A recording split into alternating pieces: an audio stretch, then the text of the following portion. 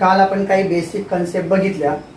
Line segment, ray, line, congruent segment, properties of congruent segment and mid point of segment. आता आपण comparison of segment म्हणजे रेषाखंडाची तुलना. तुलना कशी करणार या ठिकाणी? ग्रेटर और स्मॉल, लहान कोण मोठा कोण. For example segment A B, त्याची लेंथ आहे 2 सेंटीमीटर.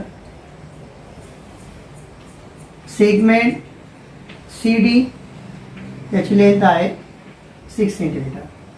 आता बघा या ठिकाणी तुम्हाला माहिती आहे की length of A B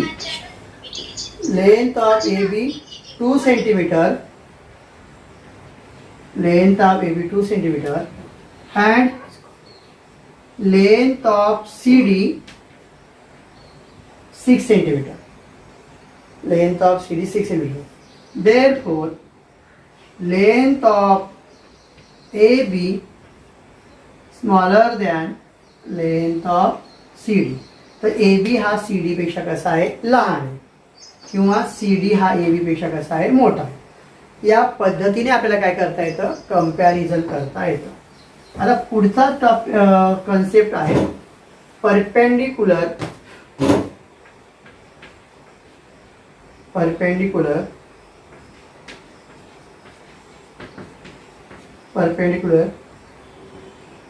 रिटी of segment और रे. म्हणजे रेषा खंडाची किंवा किरणाची लंबता. रेषाखंडाची किंवा किरणाची लंबता. आता या ठिकाणी लक्ष घे, हा रेषाखंड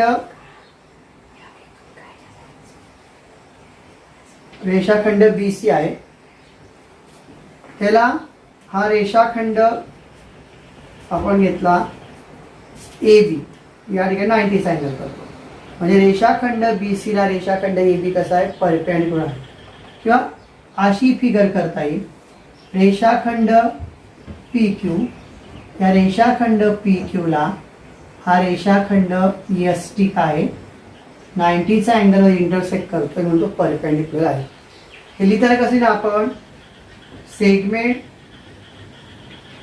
AB perpendicular to segment BC.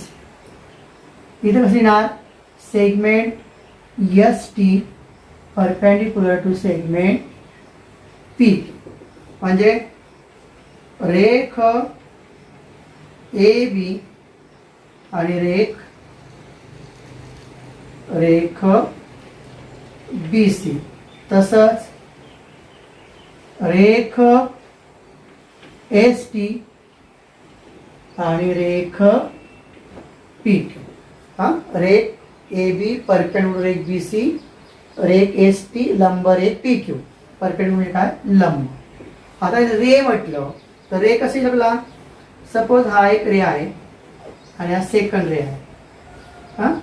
Ray XY किंवा YX आणि रे YJ, रे YX आणि रे YJ हे काय? परपेंडिक्युलर आहे.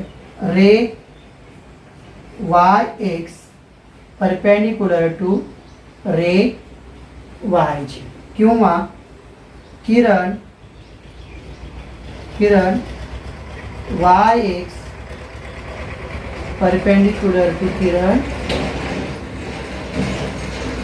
YJ. अशा पद्धतीने आपल्याला हे perpendicularity of ray and segment सांगता येईल. पुढची कन्सेप्ट आहे आता ती म्हणजे distance of a point from a line.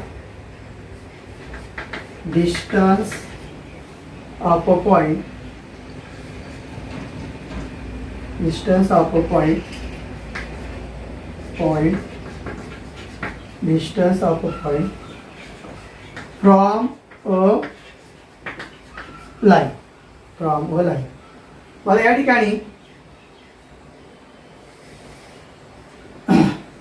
He line आहे समजा एल, लाईन एल आहे. लाईन एल वरती हे पॉईंट घेतले आपण ए आणि बी, म्हणजे त्याला लाईन ए बी सुद्धा आपण म्हणू शकतो. पॉईंट सी या ठिकाणी.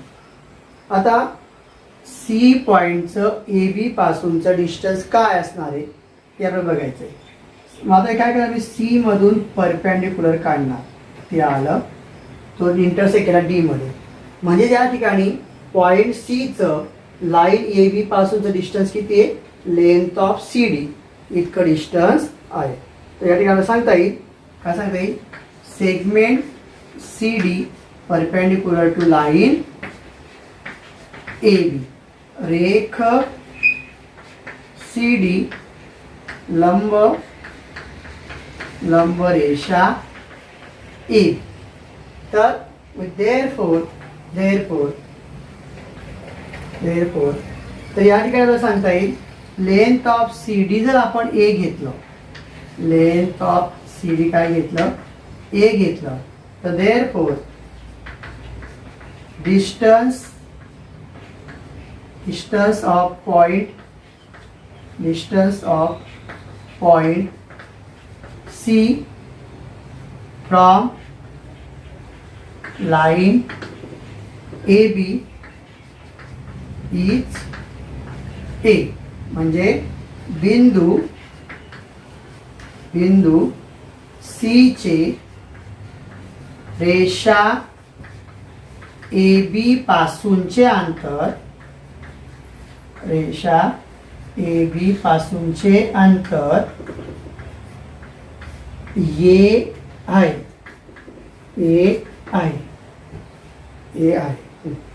अशा पद्धतीने विद्यार्थी मित्रांनो या काय बेसिक कन्सेप्ट जॉमेट्री मधल्या होत्या.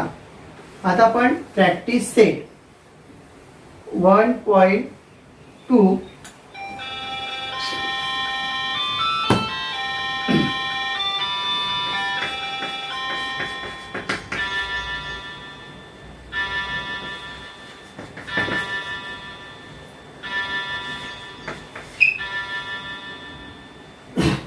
प्रॅक्टिस सेट 1.2 आपल्याला या पद्धतीने एक चार्ट दिला आहे.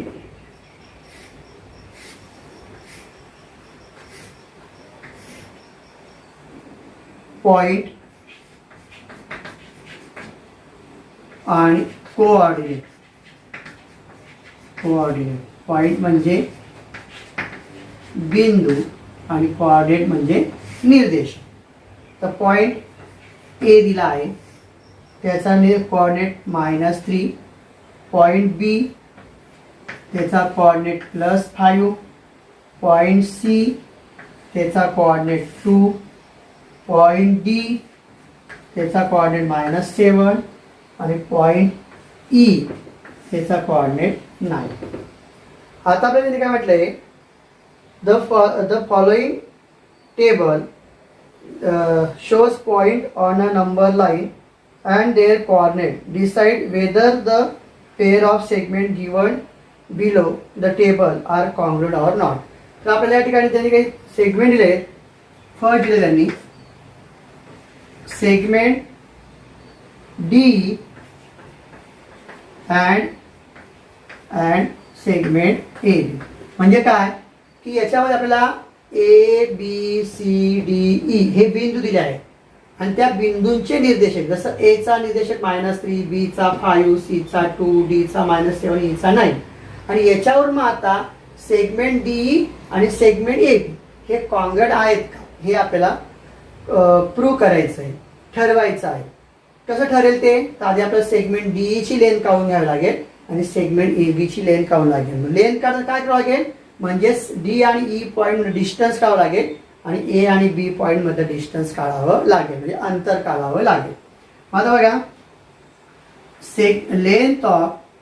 Length of D is equal to काय आपल्याला, तर त्याआधी बघा डी चा कोऑर्डिनेट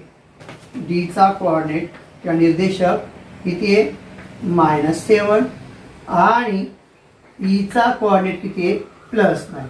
म्हणजे -7 पेक्षा 9 कसा आहे +9 ग्रेटर आहे. देअरफॉर लेंथ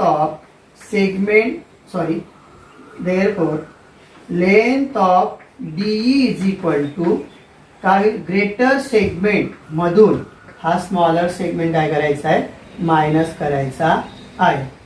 तर 9 मायनस मायनस +7 तर 9 + 7 16. सेकंड आता एचा कोऑर्डिनेट -3 आहे आणि बीचा कोऑर्डिनेट +5 आहे. आता या ठिकाणी 5 हा -3 पेक्षा greater. Length of AB is equal to greater coordinate 5 minus smaller coordinate -3 minus minus plus 5 + 3 8 आला. Therefore length of D not equal to length of AB. हे आपल्याला प्रूव्ह करता आला की लेंथ ऑफ डी आणि length of AB prove equal नाही, हे congruent नाही.